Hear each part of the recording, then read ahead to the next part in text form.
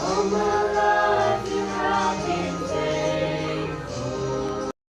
Darkening of sun, moon, stars, maglahulog, and so on. Pero it will happen simultaneously.